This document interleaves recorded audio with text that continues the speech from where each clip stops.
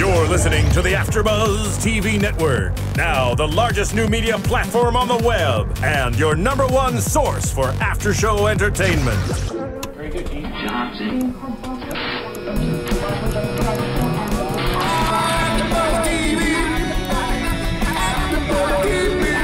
From the AFTERBUZZ Studios in Los Angeles, California, presented by Maria Menounos and streaming live thanks to Akamai Technologies, this is AFTERBUZZ TV's R&B Divas After Show. We'll break down tonight's episode and get you all the latest news and gossip. And now, another post-game wrap-up show for your favorite TV show. It's AFTERBUZZ TV's R&B Divas After Show.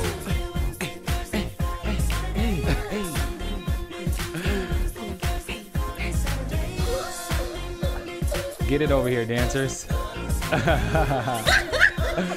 What's up, everybody? You tuned into AFTERBUZZ TV for the R&B Divas Atlanta recap, where we're listening to Kiki White and Ruben Studdard on the remix of Saturday Love. I'm your host, Bamm Ericsen, and I would like to introduce my panel.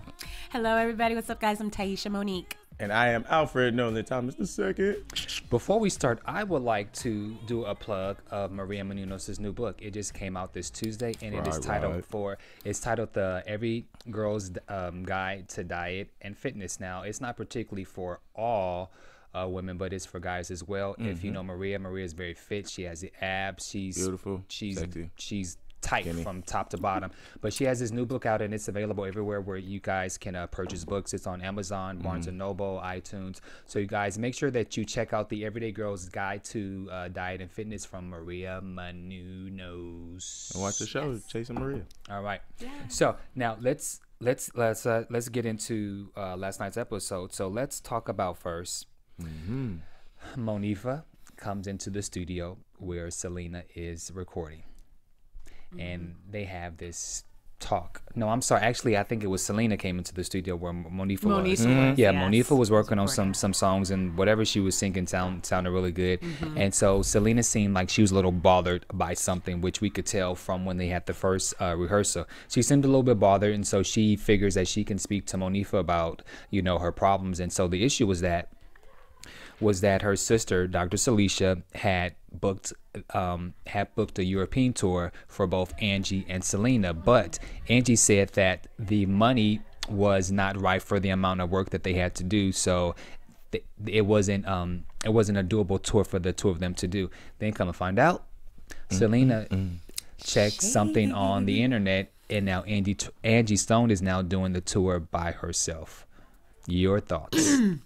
Well, sure. I feel like, aside from just using the obvious word shade, in my opinion, I think it tends to be about how you go about things. And if the news was, you know what, we only have room for you, Angie, that probably would have been the best time to relay that information to the other party that would have been involved in order to kind of nip it in the bud as far as any saltiness or shadiness. You could have just been real. So I feel like Angie just should have been direct and real with her sister and telling her, hey, look, I gotta do me on this one. It's not enough for us both. I'm gonna get you on the next one. Something to just give her that sense of camaraderie that still should sort of be there between them. I agree with that.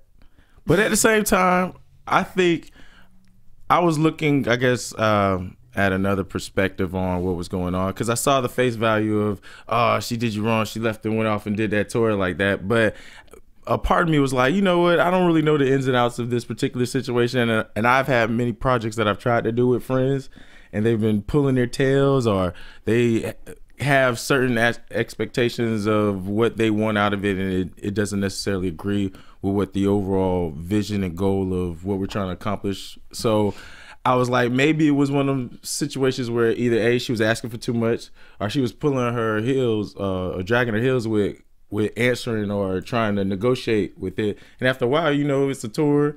You got to hit it while the iron's hot kind of situation, while things are emotional. So I'm thinking that's what the real deal is, because when it was confrontation time, Selena didn't want to just drop the ball and be like, let's just talk about it, because I got all this backstory. So I'm going to side with Angie-ish a little bit. It is shady to say. I would say the shade came with not being like, you know what, I'm gonna decide to go it on my own. Let me tell her so she doesn't find out on the internet, and that may be where the bulk of the shade lie. But I'm not gonna put that on Angie necessarily, because there's been people in my life that I had to keep it moving, keep it hustling, and she ain't getting no younger.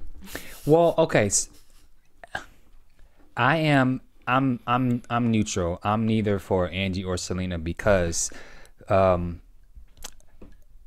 if the two of them were doing a European tour, Angie is the more popular one. She has more of the hits. So I would assume that for Selena to actually go on a European tour, she needs Angie Stone. And maybe for Angie, it wasn't worth whatever her pay is. So she chose not to do it. Now the same agent booked Angie Stone for the same I guess the same tour, but without Selena. So that's one aspect of it. But then also, Angie being, Mother Stone, she should have just said, hey, it wasn't worth it, but they offer me something where if I go by myself, I can get more money, and then it was worth it, so I took it. And then it's one of those things. So I'm gonna wait to see what happens, because I felt that way too. I'm gonna wait to see what happens, because when we go to now the Divas rehearsal, Angie Stone was there, and she's playing the piano, the keyboards, and she wanted LaTavia. She just totally called her out. We're gonna get back to the whole thing when the whole fallout. But they're at the rehearsal, and Angie's on the keyboards, and so now Angie immediately calls out LaTavia and says, hey, you need to work on something because you have no material. Now, she's right in the sense that she has no material, but on the flip of that, LaTavia did say that she didn't want to do it and that she wasn't comfortable singing. So let's open the floor. What do you guys think about how Angie approached the situation? Honestly, it was mean, but it was one of the things where I don't know how many people side with Angie, but I was on the side while she was doing it. I know it got out of hand-ish a little bit at the end, but just on the sense of, like I said, it always comes to the same question. Why are you on the show? Why are you on the show? I don't understand. Why are you on the show? Yeah. So in retrospect to, I guess my respect for the women in their careers thus far and what they've been what they're trying to do on this particular show, it is overly annoying. It's just, and maybe it's just the way she's going about playing the victim and these excuses and all this other stuff. But is she playing the victim if she says, I don't want to sing? I think at first she was definitely playing a victim role, but I think at this point, like she said, she's been pretty firm on the no, I don't want to sing. Now, what I think she needs to do is just say the words, I'm not doing the show, the one night only show, and just say it. And then that point, there shouldn't be any more conversation. She's been saying, I don't know if I want to sing, but I'm not ready to sing, or I don't have any material. It's just like, no, I'm not doing it. No. The victim mentality for me comes with the excuse of why she's not doing it. It's not necessarily that, which is the pushing beyond, because then I'm like, well, get her off the show. Replace her with somebody who wants to be a part of the production or whatever, or find something for her to do. But it's like she's just sitting there in the rehearsals. I'm going to disagree with you, Alfred, because she's a singer. She was in the group, and we're showcasing, this show is showcasing the lies of what these women are doing, how they're trying to go about to do things. And you don't know what these people have gone through in the industry. It's very cutthroat. So we're seeing the many perspectives. We see Monifa, who was who had all of her stuff shipped to her after Universal just kicked her out. You got some of these women that's on the verge of a comeback. Let's look at Nikki Gilbert in seasons 1 or 2. She was the creator and executive producer of the show, and she said that she wasn't ready to sing. Nobody made a big deal about it when Nikki, but because she caused so much ruckus. But she had moments of singing. She did have moments of singing, but the first season, she was like, she's not comfortable singing. She doesn't really want to go and do it. Now, of course, she did go out and she did sing a couple of times, but she said she didn't want to sing. She didn't want to put an album. Why are we not jumping down Nikki Yober's throat? Because you know the quality of her work. I mean, which separates LaTavia from all the rest of the women. The rest of the women have had either, well, except for Michel'le, except for her being in 702 and being in a girl group like LaTavia, I think it's just a situation where they've all had their voices heard in the sense of verses and all that kind of stuff. So you know what her voice sounds like. Well, LaTavia is like, you've been in the background for so long. So there's no catalog to pull from to be like, oh, I've heard a song of hers, so I ain't tripping about her voice and nothing. Like, it's like nobody's heard Not gonna lie, I've kind of forgot. You haven't what she standing on like. your own 2 feet to be in that perspective. Like, you can respect Kiki saying, I can't sing right now. I don't want to sing right now. You've heard that voice. We could even all the women except for little baby girl. Well, I'm going to continue to stick by her. She said I'm not trying to push her out, but she said she didn't want to sing. And so if they want to bring her into the show and get her perspective of why she doesn't want to sing, then I say more power to them. Well, I mean, I feel like at some point or another, I feel like it has to go one way or the other. Like, either she's going to, like, I feel like it's actually starting. She's gonna start opening up slowly. I just think they prolonged it so that we could get that, like, the audience can feel that too. Like, come on, just freaking sing already. So just with her, I was surprised when I was watching it and her just, I don't want to sing, whatever she was singing with Angie, that just, even though it was just a little snippet of something, I was like, oh God, she opened up her mouth and oh my goodness, and there's something coming out. But like, you wow. heard her sing in the first episode when they did the encouragement. Now let's go back into the show. So Angie's in telling her you can't run, you can't hide, and the other girls was defending her, saying, stop trying to tell this grown woman what to do. And then Angie says, no, you guys are pacifying her. But again, the one thing that I will say, I don't know if LaTavia is trying to respect her elders, but when someone continues to, take that index finger and keep pushing you, you need to tell them to F off. And I think she needs to have the balls. I mean, in some ways she did basically say that, and she got up and she left. But I think with Angie's personality, you have to really come at her a certain way to basically tell her to back off. Yeah, and I think it kind of got out of hand. I feel like LaTavia was just at the point where she was just literally like, oh my gosh, I don't even want to be here anymore. Like, you guys can, because it was obviously centered around LaTavia, but at some point in time it became a Monifa Angie thing, and then kind of everybody, and then she was just like, you guys pretty much can have the argument. But I think, I'm leaving. Monifa's been building up with Angie. It's low-key a sub-story with them. Yeah, there's definitely a sub-story. Annoyingness and irritation that, I mean, I saw it before, but as in these later episodes, it's really starting to define itself to where she's down to pick a fight with Angie. And I think that was one of them situations. I kind of take it as a double-edged sword. It's like, I don't really think LaTavia needs to be there if she's not going to get super involved. You know what I mean? I think Angie was a little pushful in, I think, going about it the old tough love way, her old school fashion, which is cool. And I think the other women at some point rounded around LaTavia just to protect her or whatever, but I think they had their own little issues with Angie that kind of backed that to help them be in that position rather than be them really feeling that way. Because, Monifa goes to her later on and says the same thing. It wasn't necessarily that Angie was wrong. I think she was right. She was just like, it was old school with it. No, I think she's totally wrong, because if someone says that I am not comfortable, this is not something that I want to do, who the hell do you think you are? That's like you dancing, you've been dancing all these years, and then all of a sudden, you say you're not comfortable dancing anymore, but now there's all these big damn things coming up, and then you got me trying to tell you, no, you need to dance, you need to dance, you need to dance. No, you're gonna be like, you know what, Bamm, I need you to back up off me before I pop you.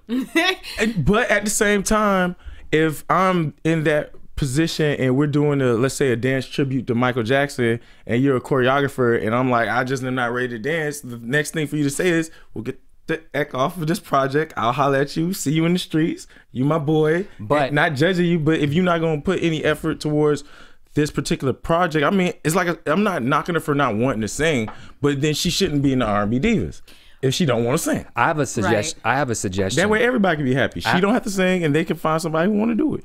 Who wants to sing? I have a better suggestion. Rather than, if she doesn't want to sing, why can't LaTavia be the host and just MC the damn thing? Well, the other thing was, for her to not want to sing so bad, she ain't bringing nothing else to the table to get these women to feel like she's still a part of the thing. She's just saying, I don't want to sing, and sitting next to him, sitting in the group with him, rolling to the red carpets, going to the events where they know they're going to be asked to sing, but standing right with them. You should be behind the rope with all the other people who not in that pressure seat. Don't be in the pressure seat if you ain't going to want to do nothing to accommodate the pressure.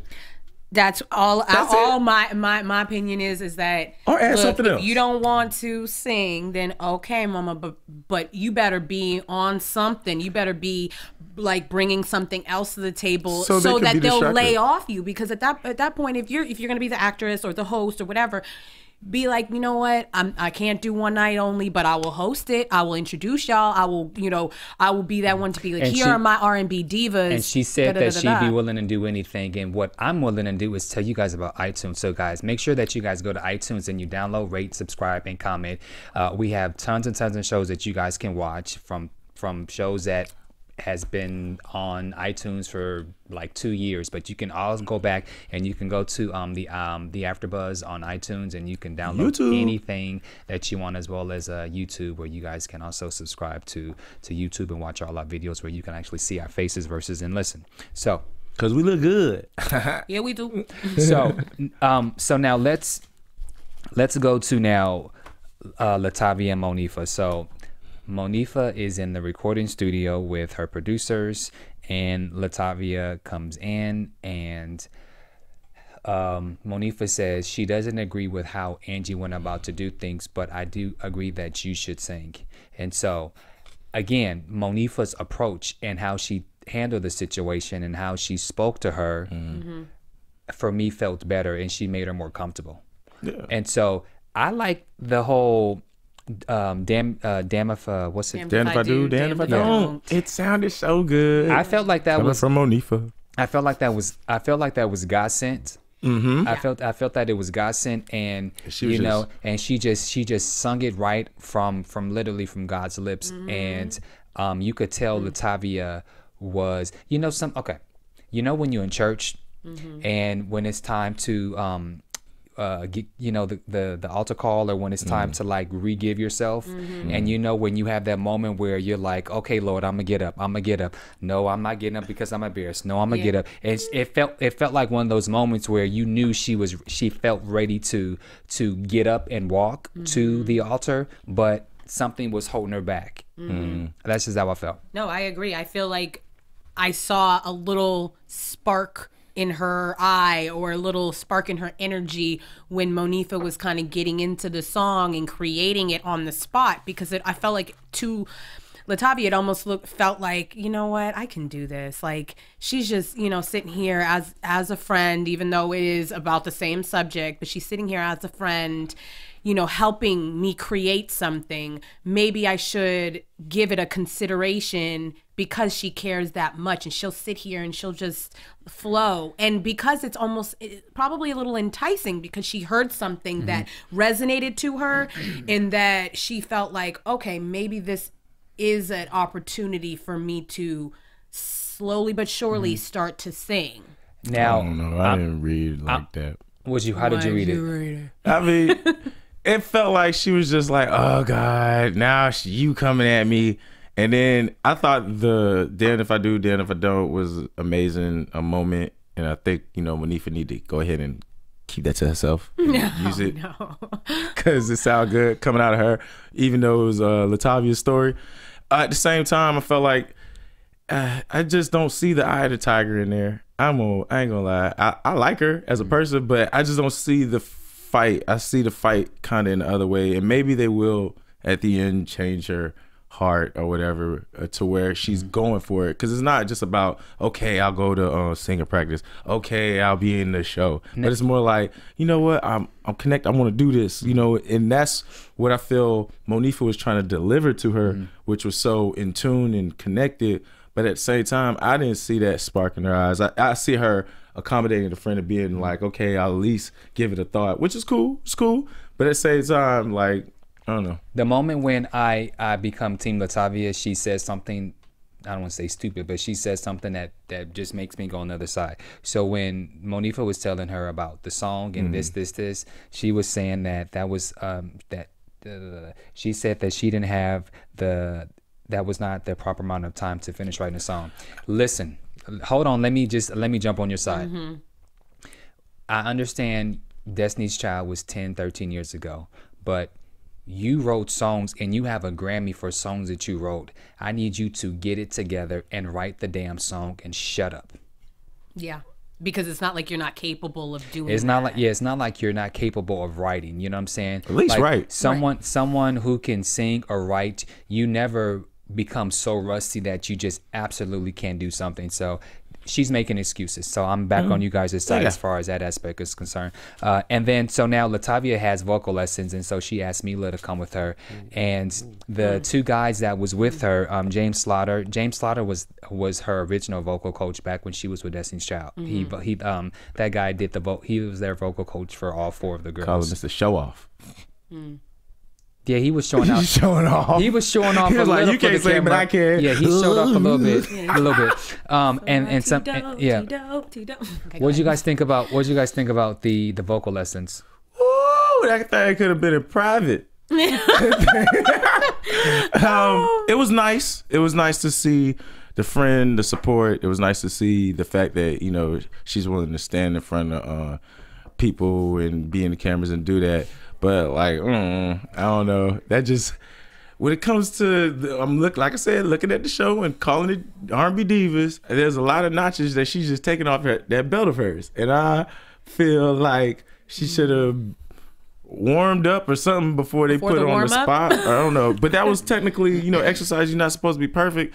But I mean, I don't know. I've seen a lot of dope amateurs, and that just makes me feel weird. Yeah. I felt like there was a super disconnect at that moment with her. But I don't think they even set her up right. You know what I mean? I felt like they should have put her in a position to win. But you know you're going to a vocal lesson though, right? Like, you know, you're in the car, that's where you're headed, to the vocal lesson. So shoot, I'd be in the car like, me, do, re, mi. I don't know, I don't sing, nor do I have the ability to do that. But if it was something dance wise and they were like, hey, you're gonna go to a class, I would make sure that at least I'm stretched, because I know what's expected of me at a vocal lesson. She hasn't attended a vocal lesson in a year. Just on a side note, it might have been longer than that though. Side note, not just, but like, did you notice when her and Michel'le walked in, did you see LaTavia's ass?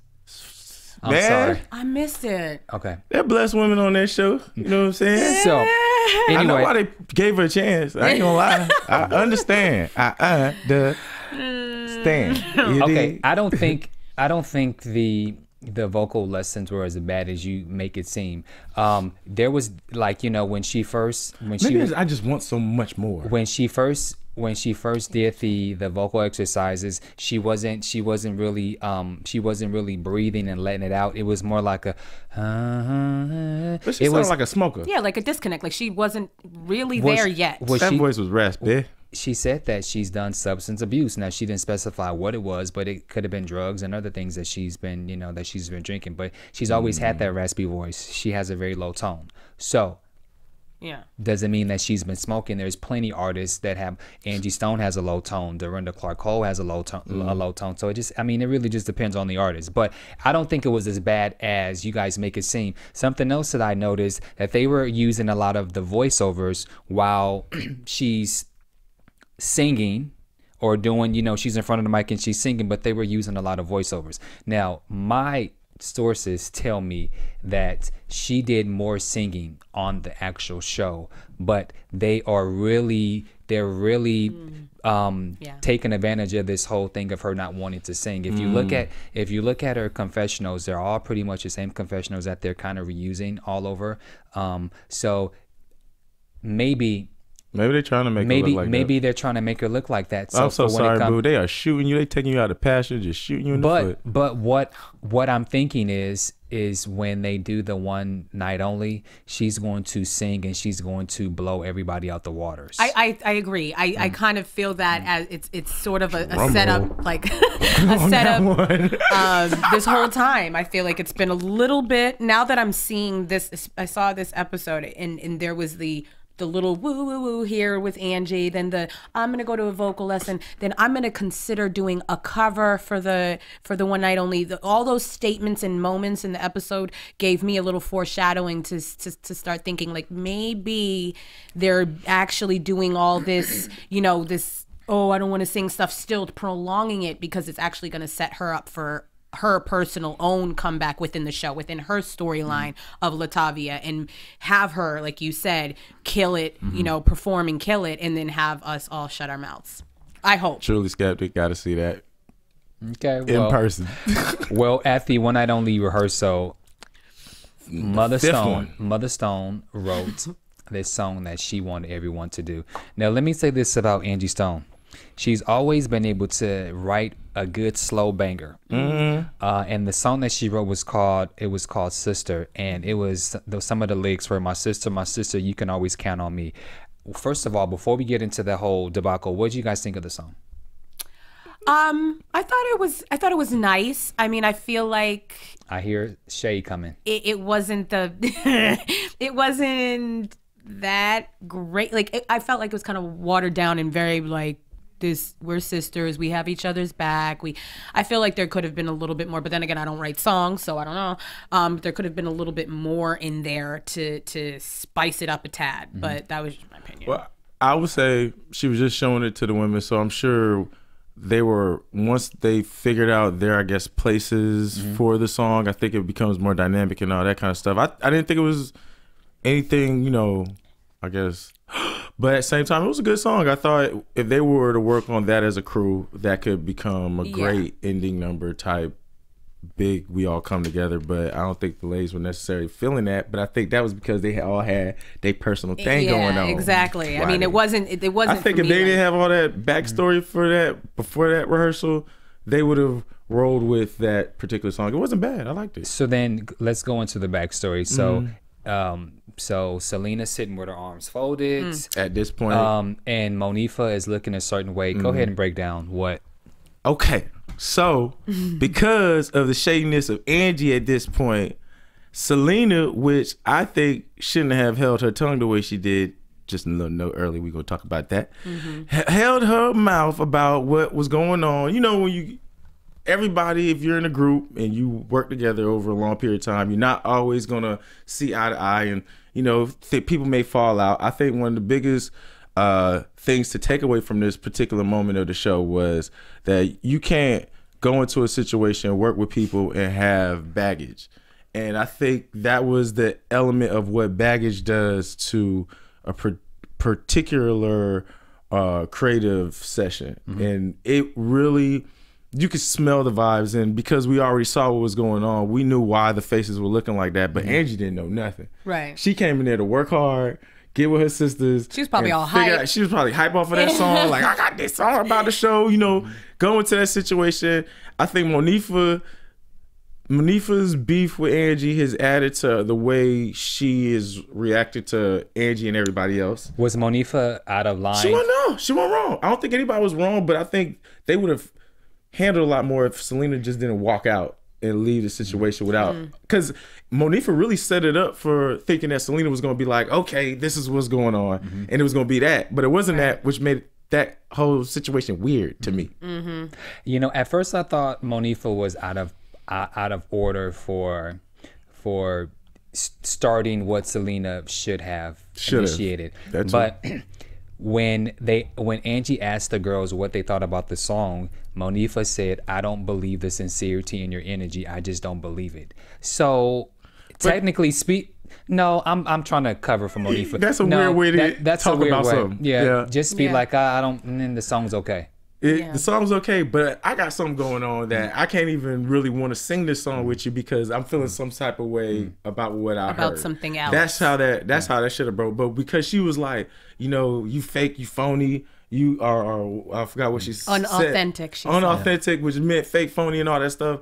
That's like, come on, cuz if you gonna come at me standing up and look at me in the eyes. That was side shade, like, when somebody done took your lunch and you ain't gonna do nothing about it, and you just want to sit there and pout and don't agree with them. Yeah, no, I feel like there was ample amount of opportunities for it to just be out there, to be put out there, like, this is the situation. Even when I feel like Selena had that opportunity and she was steady tiptoeing around that, honey, just steady tiptoeing, like, to the point where I remember, I think it went on Kiki or somebody, and they were like, okay, what are you talking about? Like, well, Selena in her confessional says that the last time that she had a big fallout was at Kiki's birthday, and she was trying not to go to that level. Because that was an incident where she told Nikki she looked like a bamboon's ass or something. I mean, burn in hell. Yeah. There's a special place in hell for people like you. Yeah. And so I think out of respect for Angie, I think Selena was really trying to not go there. But I think the fact that Monifa escalated the situation, it kind of put her in a position, well, do I go off? Do I wait? But I think she should have. I think that was the perfect time to just go ahead and let it out. But I think that she should have confronted Angie in a private setting. That's what I was going to say. I think Monifa was wrong to use her feelings that has been building up. She should have let Selena fight her fight. If she had a problem with her, then she should have just simply said, I like the song, but blah blah blah blah blah. But you kept escalating it, and I felt she did that. It was like a 1-2 punch. It was like, I'm going to toss the ball, and then boom, now LeBron's gonna slam. It was one of those. She definitely tried to assist on the basket. Yeah, I feel like it's like back like in high school with like the mean girls and stuff. Like when one girl would be mad at another girl, and then another girl would be mad just because, and then now it's like, okay, well, this person is, has a problem with this person, and now I'm mad because of what they're going through, and I'm gonna say something, but the person who's has the actual problem isn't gonna say anything. So it's like, well, how far do you take it? I mean, I think Monifa was just to a point where she was just like, I'm just gonna put it out there. If you're not gonna put it out there, I'm gonna put it out there. But she didn't put it out there. But exactly. But then she kind of half-assed just put the negative energy out there, which is and didn't just not give it anything real. Progressive. I wouldn't say that the energy was negative. I just think that they were basically tired of Angie's BS. Now, when Angie was defending herself, she cried and she apologized and how she said she's real and authentic and boom, boom, boom, all this other stuff. But there was some form of guilt that Angie was feeling when she was apologizing. And then once Selena went into her whole thing about I can't operate in BS. And accountability. And accountability. And Angie even mentioned, well, I know where you're talking about. I know where you're going with this. So on the flip of that, if you know exactly what she's feeling, then Mother Stone, the mother, the leader, the lead, you should have taken the initiative to have this conversation with Selena so that she doesn't have to do these random, reads of, through abstract. Right. You should just go ahead and say what you have to say before like it's one thing when you've done something to someone, but then you wait for them to try to confront you when you should just be man or woman enough to say, hey, my bad. I hit your car or whatever, Yeah, I think that's exactly what that was. I don't think Angie realized that until that very moment, because it dawned on her like, both of y'all coming at me like I did something, and then she was like, oh, accountability. She must be talking about. I saw that kind of roll through her head. So for me, I think they probably just cut it before because Angie looked like the type of person who would be like, let's go ahead and count these chickens, put them in here, and let's get all this stuff together, type of person. So I think with the way they've edited stuff before, I would say that happened. Yeah. I feel like I agree. I feel like there was a post moment that maybe we didn't see as the viewers, the audience, where it'll be next episode. Probably. Yeah. Where it did just kind of, go and it was explained. I mean, if not, then okay. But I really feel like Angie, as saying as the leader, as the mama, of the group, should have, as soon as that light went off, like, oh, I know what you're talking about. Okay. You know what, but ladies, Selena don't worry about it. Point, and don't worry about it, ladies. It's all good. And then just taking Selena aside later or another point and had the discussion, because I really feel like the discussion obviously needs to be had between Angie and Selena, not necessarily Monifa and Michel'le and the rest of the crew. I feel like it's because the other girls are sitting there looking like, I don't know. For me, if I keep attending rehearsals and nothing's getting accomplished, random weird stuff's happening, I don't care if I'm obligated by TVOne, because like sometimes when you do reality shows, they won't finish rapping until all the girls have shown up. But if I'm gonna continue to go to rehearsals and we're not rehearsing, I'm like, yo, I'm out of here. And it's not really fair to Michel'le, LaTavia, and Kiki to keep attending rehearsals. Grammy Award winner. And nothing's being accomplished. So speaking of music, so now Kiki was in the studio and she was recording a song called You. A beautiful country song. You should check it out. Beautiful country song. So Kiki said now this is her voice. This is what she wants to do. She's a little apprehensive because, she's an R&B singer. But, she's apprehensive because black people doing country is not really accepted, but you can hear the country, you can hear the twang, you can hear all that in her voice. She is a country, but the fact that she's black, people always expect if you're black and you could sing like Kiki to sing either soul or gospel music. And that's fine that people are going to expect that. I mean, that's kind of where her plateau was before, but at the same time, like, girl, she could sing the phone book and sound amazing however she sang it. So if that's something you want to do and that's in your heart and your passion, it don't matter what other people gonna talk regardless. Start something new. Start something that is like a lot. That is a lot. That's a lot easier. It's a lot easier said because you have to go. It is, but you have to go where your money. If Beyonce all of a sudden wanted to start singing country, that's a big risk that she has to take because her moneymaker is R&B and that real clapping booty type shaking kind of music. So you have to go where the money's gonna take you. I mean, also the trend of today's world is they don't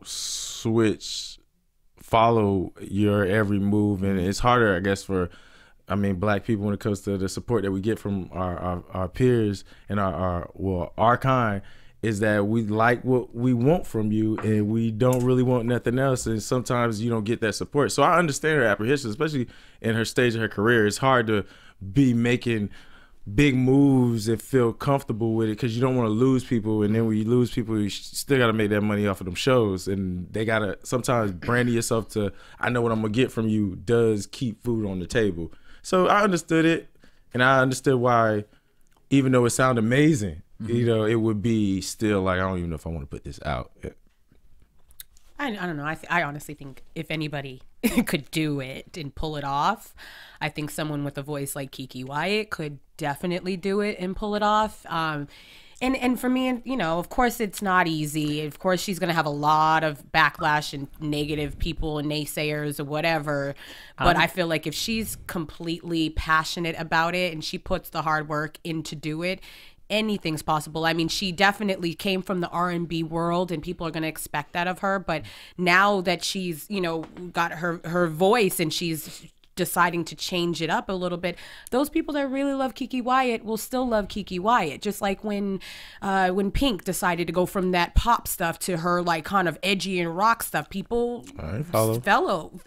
Well, the people that really love Pink followed. I'm gonna totally disagree. I'm gonna disagree with you because some people will like the song, but if she's doing country music and it's a country style, now is KJLH going to play the song because it doesn't fit the format for the urban contemporary?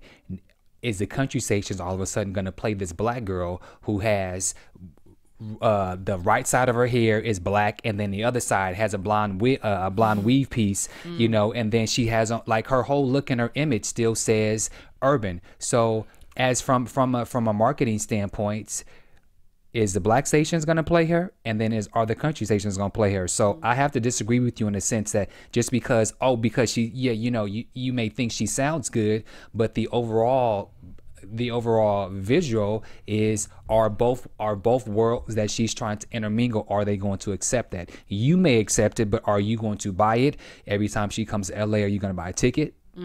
So it's just kind of one of those things. Just I will say this though, country music is a lot more money over there. And I think in general, maybe it's probably me in my forward thinking mind, because I'm always thinking like everybody should be able to do everything, and there shouldn't be like, because you're black you can't sing country, or because you're, white you can't sing R&B and soul. But those boundaries have sort of been broken down in the last 5 to 10 years with the Robin Thicke's and the Justin Timberlake's and so I mean it's definitely a general comparison, but I think that me forward thinking, like I would love to see I don't even really like country music that much, but I would love to see a black representative up there singing country. Now I don't know if it's going to be Keke Wyatt, but I definitely think in general it should be happening. I'm gonna leave it alone. I'm gonna leave it alone. And so now Keke has she has material, so now she wants to have this big elaborate party, fan appreciation show. And so she went on the Ricky Smiley show, which is Dish Nation, which I particularly love. That show. I do too. I watch it all the time. We have someone here at AfterBuzz who's one of the producers on the show, and so I love Dish Nation. I love Dish Nation. So I love the whole banter that the two of them were having. And so they're walking down Atlanta and they see the nice billboard of Keke's of her fan appreciation. I did notice that the date said 1/14 of 14. So they shot that way back in January. So I just thought that was interesting. And so the event is here, and I thought it was dope. As far as the locations, Mike did his thing as far as putting that together. I actually responded to that. Like, that was the best location I've seen thus far. It's one of the top ones. Definitely. I like the fact that it had the balcony. I could understand why Keke was nervous of how many people, because it looked really like big and nice, elegant. Definitely. I thought it was beautiful. I thought that, I mean, of course, I'm sure she was just being silly because that's her husband, but, even doubting him and being like, you better pull this together. Like, of course he gonna pull it together because he, one, you're Keke Wyatt, and two, it's beautiful. It's a beautiful place. Like, I don't think he, I think he did exactly what he was supposed to do. I thought it was great. Just on a side note, why is she there at the venue putting on her hair? Why can't you women do some of that stuff at home? I honestly, I thought it was I giggled when I watched it, because to me it was like all the girls were coming in all done and primed and ready, and I was just sitting there thinking like, okay, how long is it gonna weave? Because they gotta sew her in. Even if they glue her in, it's still gonna need to dry, and then she's gonna need to style her. And how much time do they have before she goes out there? That's what I was thinking, because for me, hair is preparatory. It's something you kind of get together before anything else, in my opinion. And then you do the face, or if somebody has, to beat your face, and somebody's there to beat your face. But at least I just think it's funny, because I was kind of thinking the same thing. Like, are they gonna braid her in now? I'll say this is probably why they had hecklers, because I'm sure if she was getting ready and all that at the venue, it probably made it a long night, and people were like, where's this chick? I'm ready to hear her sing. I was shocked that there was a heckler in the crowd, or they probably made them do it or whatever. But at the same time, it was like that whole beginning, that one thing would be the only thing that I would be like, could have been done better. The way she walked on, and kind of just was her like goofy Keke self. That's an acquired taste, I will say. And I thought it could have, that was the only moment that didn't seem diva-ish, but at the same time, it was, I guess, a moment that you could really connect with her, to see her nervous, I guess, to see that everything doesn't go perfect on stage. Especially after the fact that once the song was performed, she got a standing ovation, and she's crying, and she says that that she was scared and she didn't know if you guys were liking, so that's why, you know. Because sometimes that's what we do when we're nervous is we make jokes or we do goofies. At least I know I feel some kind of connection with Kiki because I feel like we have a similar with certain things, like getting out there and just making a joke like, oh, hey, give yourselves a round of applause because you look amazing. And it's an overcompensation for the fact that she was probably like, oh crap. And I would, you know, and I would think without the editing, she probably rambled on for probably 15 or 20 minutes. Yeah. And so that's still a lot before she sings. So, but she, you know, what I like about the song that she performed, I liked that she sang. She didn't have to do that typical screaming, church yelling, the squalling to kind of get the people in. You know, she barely had to go into her upper register to get people to go. I mean, she just really sang the song, and I thought it was really nice. Great performance. And then beautiful. One other thing before we go into news and gossip, I like the Syleena freestyle. You know, in between the commercial breaks. I was gonna say a note that I made was. Instead of the runs, they should switch it to freestyles because the women are a lot more comfortable. You could see the talent that comes with their songwriting capabilities by just the words that naturally flow out of their mouth. I thought there was a lot of great moments in this particular show of that, which gave them a sense of, you know, awe as far as look at what they could come up with just off the top of their head. I think they should do that. Yeah, no, I agree. That was a great moment with just seeing them like improv like that, and I wanted it to keep going, and that's when I was like, oh, they definitely should do this more often. Yeah, it's tired of singing and not getting any money. Well, it was a great show. Let's go into some news and gossip. All right. AfterBuzz TV News.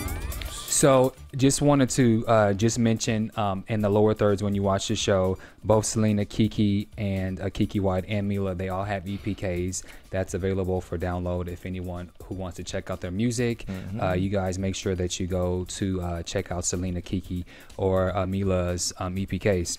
Also, speaking of R&B Divas, Kelly Price, who was on the season 1 of R&B Divas LA, she had her album release party for her new album called Sing, Pray, Love Volume 1. It's a three-part CD, and Sing is Volume 1, and then Pray is Volume 2, and Volume 3 is Love, which will be released later. And so she released Volume 1 of that.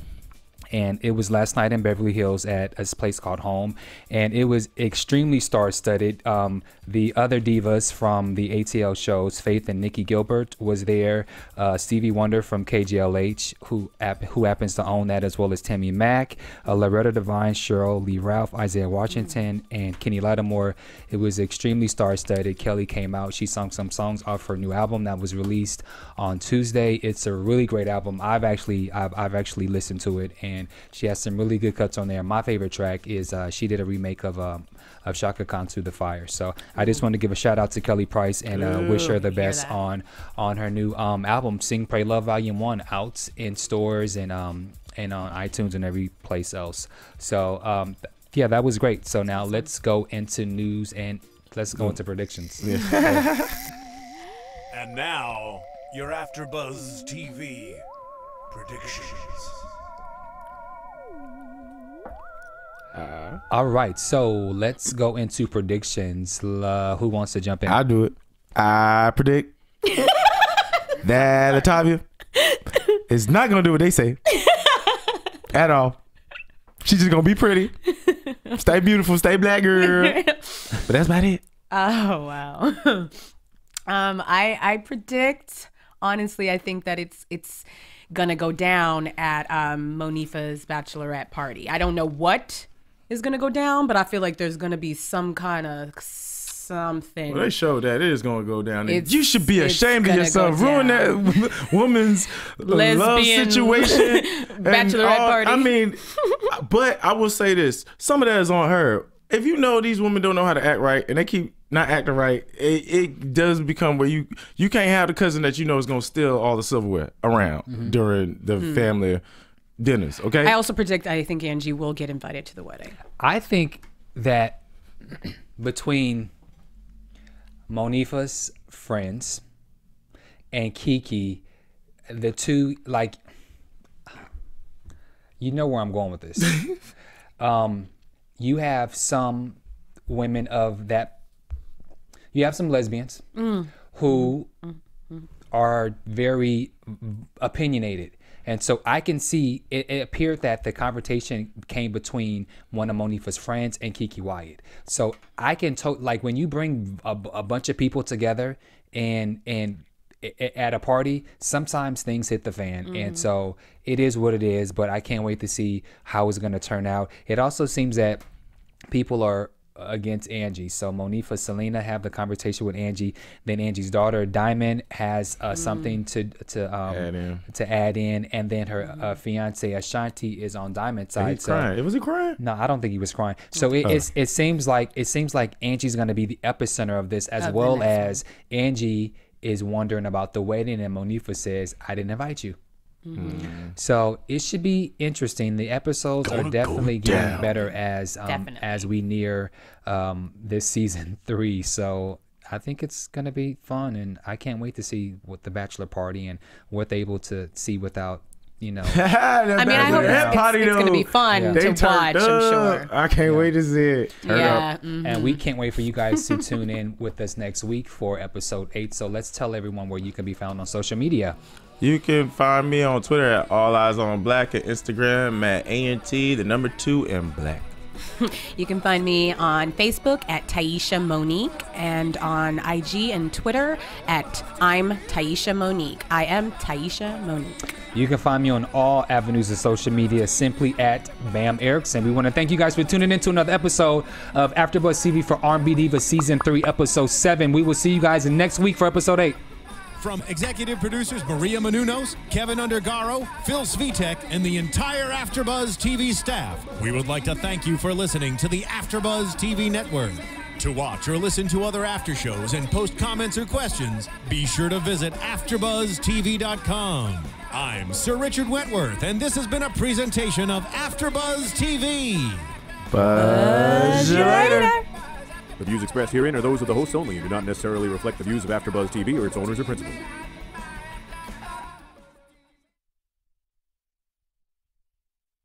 Thank you for watching AfterBuzz TV on YouTube. For more of your favorite after shows and interviews, subscribe to our channel here, and be sure to share your opinion on the episode in the comment section below here. We'd love to see what you guys are buzzing about. Thanks again. Buzz you later.